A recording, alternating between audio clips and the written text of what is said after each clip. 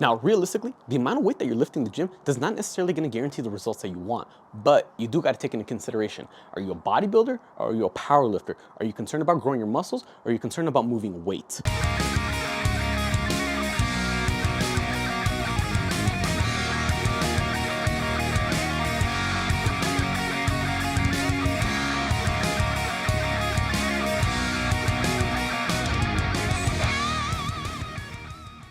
What's up everyone? David here. We got a new video for y'all today. But before we get into it, if you haven't already, make sure you subscribe to the channel, hit the bell notification so you don't miss out on any new videos. Because remember, new videos on this channel every Tuesday, Thursday, and Sunday. So don't miss out. Now today's video, we're going to be talking about resistance. Many of you all go to the gym. What do you do at the gym? You lift weights. But how much weight you are specifically lifting, that is the question of the day. How heavy should you train if your goal is to build muscle? Again, the main emphasis, the main goal, building muscle. And that's the biggest thing. Are you a bodybuilder? Are you a power lifter? There's a big difference. Bodybuilders, their goal, make the muscle as big as possible. You're training for looks, for aesthetics. Powerlifting, you're concerned about three main lifts: squat, bench, deadlift. Your main goal would be to get those numbers as high as possible. Now, the two biggest key points in how to train for each one that I really want to drive home is when it comes to bodybuilding, you pick any exercise, you do any repetition. The goal is to make that rep feel as difficult as possible. When you make it difficult, that muscle has no choice but to grow bigger, to adapt to that stimulus that you're placing on it. For powerlifting, any rep that you're doing, the goal is to make that rep feel as easy as possible, because the easier it feels, the stronger that you're gonna get. The easier it feels, the more weight you can lift, and that's the whole goal. You wanna be able to lift more and more weight without it feeling difficult, because higher numbers win when it comes to powerlifting. For bodybuilders, I'm talking to you, I see too many times, what is the way that you grow? What is the way for progressive overload? What is the way that you're gonna keep pushing your body? Just keep adding more and more weight. And that's not necessarily the case. Yes, obviously the amount of weight to a certain degree matters when it comes to lifting weight, because obviously you don't want to just be pushing a set of 8 with the 10-pound dumbbells if that's not going to push you past your limits. But at the same time, you don't need to be curling the 50-pound dumbbells if the form is not good and you're not even feel the muscle burn and you only got like 2 reps. Again, a lot of things need to be taken into account, but the biggest thing here is you want to be able to push yourself to the point of past your comfort zone, all right? You wanna push past that burn. You wanna push past that pain. That feeling of being uncomfortable, that's what's gonna help you grow. Too many times, especially beginners, when it comes to working out, the moment you feel some type of pain, discomfort, burn, whatever it may be, you're just not used to feeling that pain. What do? You stop. Should you? No. The moment it starts hurting, that's the point that you should continue to push. Now, I want to be careful when I say that. When I say the moment it starts hurting, I'm not talking about joint pain. If you're doing deadlifts and your lower back starts to hurt because you feel your spine crushing down and you're discompressing, no, that's bad. That's what you stop. But if you feel the type of pain as in your muscle is burning because you're contracting and stretching it, that's that good type of pain. That's what you want more of. But too many times, bodybuilders, they get so caught up in how much weight that they're lifting. They think that the more weight they lift means the more muscles are going to grow. Now, certain exercises are going to be a little bit more viable too. Some exercises, it's just going to make more sense to go heavier. But regardless, how heavy you go also plays a factor in how many reps that you're doing. And when it comes to bodybuilding, that's a big key point, is the rep range that you're training in. There's a reason why every workout program not only has the list of exercises that you're doing, but the certain amount of sets and reps, particularly the reps. You look at any workout program for leg day, it's not gonna just say squats, RDLs, leg extensions, leg curls. No, it's gonna say squats, 3 sets of 10, RDLs, 3 sets of 8, leg extensions, 2 sets of 15. There's a reason why there's numbers and not just the name of the exercises. When it comes to rep ranges, let's break it down like this. We got usually 1 to 5, we got 6 to 15, and then we got 16 plus, and that plus means obviously going up to like sets of 20, 30, 40, just depends on the exercise. There's realistically 3 main components when it comes to these types of rep ranges. Typically, the 1 to 5 rep ranges, that is for those who are reserved for strength. So I'm talking to you power lifters out there. You're trying to be as strong as possible. You're trying to lift as much weight as possible. Just load up the bar, get as much up there. Get those numbers as high as you can. 6 to 15, that's that hypertrophy that we're talking about right here. What does hypertrophy mean? It means making those muscles bigger. Bodybuilders, this is the one for you. And then we got 16 plus. We're talking about muscular endurance. So who would be concerned with this? Certain types of endurance athletes. CrossFitters will be real good with this. You see, they're big, they're strong, they're jacked, but they have amazing muscular endurance. That's why they can do so many repetitions and their muscles can still keep going before burning out. Now, with all this taken into account, bodybuilders, which one should you be training in? Mostly, common sense wise, you would assume hypertrophy, but you can still see results with any one of these rep ranges. The thing is, no matter what exercises it is that you're doing, no matter what rep range that you're doing, it's just a matter of how hard are you pushing yourself. When it comes to building muscle, making it bigger, you want to push a set to the point where you're done, you could have done 1, maybe 2 more reps left in the tank. So here's what we got going on. I'm talking about RIR. That stands for reps in reserve, and it's a 1 through 10 scale. Now, if I tell you to do 3 sets of 8 of any given exercise, but I want you to do it at an RIR of 1 to 2, that means that once I am done with that last rep number 8, I could have done 1 more rep or 2 more reps. So think of it like this. RIR 1 means 1 more rep could have been done. RIR 2, 2 more reps. Now, once we start going into 3 and more, that means you could have done 3 more reps at the end of your set, 4 more reps at the end of your set. And definitely, if you're shooting for 10, you are not pushing yourself. If you can do 3 or more reps at the end of any given set, you realistically did not push yourself to the point where you're gonna see any growth. Essentially, what you just did was an extra warm-up set, and warm-up sets will not get you the results that you want. You wanna see results, you gotta push yourself. It's gotta hurt, it's gotta burn, it's gotta feel pain. Those are gonna be the ones that help you build muscle. So, with that being said, if the whole goal is pushing a set to RIR 1 and 2, realistically, if I were to do a set of 4, but I feel like it was an RIR 1, could I have grown muscle? Yes.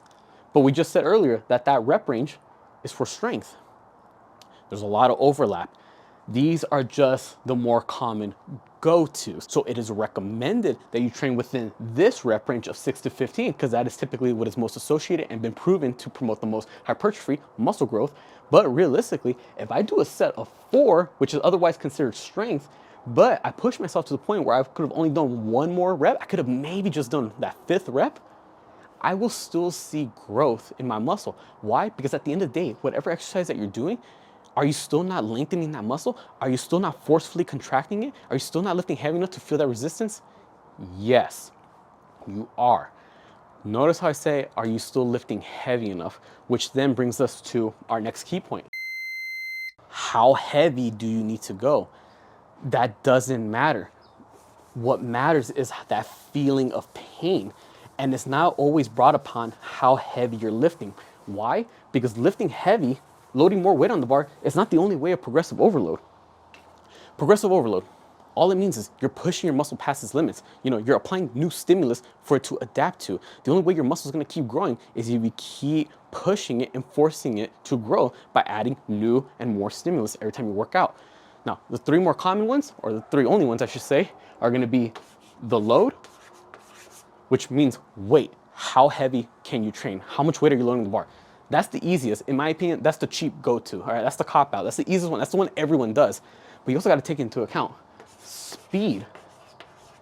How fast are you lifting? You want to see growth? You don't always have to go so heavy. What you can do is actually go lighter and go slow on the way down. I'm talking about the eccentrics, the portion of the lift where you're stretching out that muscle. A lot of people, they let gravity do all the work. They go boom, like that. Yeah, they're going slow because they're going super heavy on the way up. But then it's the fact that they're going so heavy, there's absolutely no control on the way down. How many times have you seen bros bench press and they're just slamming and bouncing the bar off their chest, but on the way up, it's going slow, they're grinding it out. But realistically, on the way down, are their muscles really controlling it? Or is gravity taking over and boom, that bounce straight off the chest? So you see, speed plays a factor in that. And then lastly, we got BOS. That means base of support. All right, how are you standing? How's your positioning on the ground? If you're doing push-ups, what normally would have been just a normal push-up on the ground, all right, somewhat difficult, but let's make it even harder. Okay, let's elevate my feet up onto a bench. So now my body is actually like this. Will that not make the exercise harder? Yes. Did you add any weight? No. Did you change how fast you're doing push-ups? No. You changed your base of support because now your legs are elevated. That's gonna make it feel harder. If you're someone who struggles with push-ups, what do? You elevate your hands. So now your body's a little bit more inclined. Again, did you add any weight? No. Did you change your speed? No. But you did change the feeling of the exercise because you changed the base of support. So when it goes back to the original topic of how heavy you should be lifting for each exercise, if your goal is to build muscle, going heavy is not the only answer. That is the answer if your goal is load. Yes, it is very weight dependent. And realistically, if load is weight dependent to see more results, yeah, obviously it's going to increase. But if you're emphasizing speed, specifically those eccentrics, the lengthening portion of a muscle, slow on the way down with squats, all right, slow on the way down with curls, slow on the way down with bench press, then realistically with this one, the weight is going to be going down. And lastly, base of support. If you're doing TRX rows, boom, bringing it up, and then slow on the way down, did you really change any weight? No, because it's a body weight exercise. So realistically, the weight has nothing to do with it because realistically, you didn't add or subtract any weight. All you did was change how stable you were with that given exercise. So weight wouldn't necessarily play a factor because you're just manipulating your own body weight. You can't add to your body weight. You can't subtract to your body weight within that one exercise. So with all of this taken into account, does weight matter? It just depends on which modality you're using to push yourself. Because if you want to build muscle, the biggest concept is pushing yourself, which isn't always via weight, not always about how much load you're lifting. But I know many of you, you're going to ignore speed. You're not going to be doing your eccentrics. You don't care less about base of support because you're not even doing body weight exercises. You're too strong for push-ups. You're too cool for that. So you're just gonna do bench press instead. All right, so let's focus on the weight instead. Certain exercises, yes, it makes sense to go a little heavier. I'm talking about those big movements. I'm talking about your heavy squats, your heavy presses, and your heavy deadlifts. And just for honorable mention, I would like to throw, if I had to add one more, rows. With those type of exercises, yes, it makes sense to go a little heavier. No one ever does sets of 15 when it comes to squats. No one ever goes light on their bench pressing. When you do deadlifts, do you really only go to one plate or do you load up 4? Come on now. Rows, big, heavy, strong back, load up the weight on those dumbbells, load up some weight on the bar. Yes, with these type of exercises, you can go heavier just because by nature of it, more muscle groups are being used with these given lifts. You can get away biomechanically with having the leverage to lift more weight. Yeah, go for it. That's perfectly fine. As long as you're still pushing to RIR of 1 to 2, you'll see the results that you want. However, let's just take those smaller muscle groups. Let's go take our laterals, tricep push downs. Hell, let's even just go with calf raises. Does anyone ever go up to you and ask you, how much can you calf raise? Does anyone ever go up to you and say, hey bro, how much you tricep push down? No. Why? Because it just doesn't make sense to go super heavy and get that infatuated with the fact of how much weight you're lifting with these given exercises. So for these, again, does weight matter?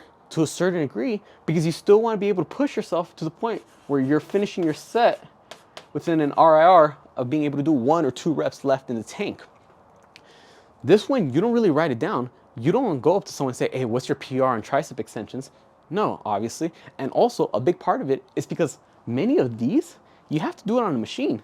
Other than laterals, tricep pushdowns, you can only do that with a tricep machine, a cable machine. Calf raises, you have to do that on a machine. Every machine is a little different. Each one's calibrated a little differently. The weight stack, all the different pins, they go up by different amounts each time. So it's hard to keep track of what your PRs are if the way you're measuring progress on each machine is different. It's not like a barbell movement where no matter what gym you go to, every 45-pound plate is going to be 45 pounds. Every 25, it's going to be 25. Whereas if you go to one gym and the tricep push-down machine goes by 5 pounds, but it has this many pulleys, therefore it's a 2-to-1 ratio on how much you're pulling.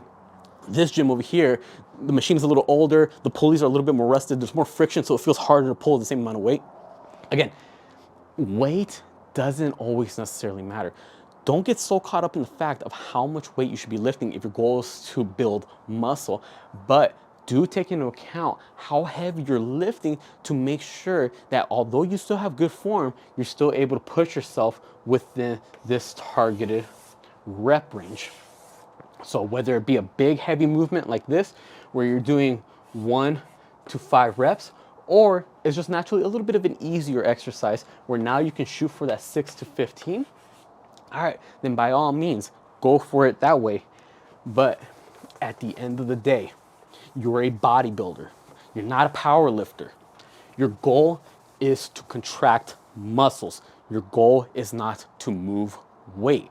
Whereas you, as a bodybuilder, your goal is to rearrange and split up your workout routine in a way that's gonna allow you to work certain muscle groups and what are gonna be the exercises that help bring up that muscle. It's not like a power lifter where the workout routine is based upon movements. Power lifters wouldn't necessarily have a leg day, a back day, a chest day.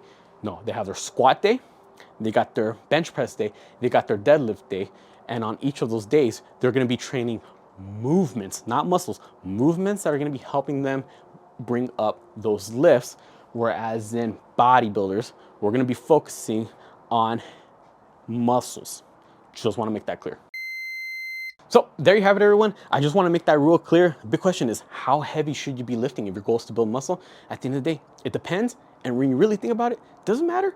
As long as you're pushing yourself and you're feeling some type of pain, some type of discomfort, adding enough stimulus to the muscle to force it to adapt, you're gonna see the results that you want.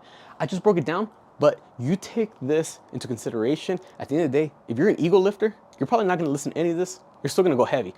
Everyone's different.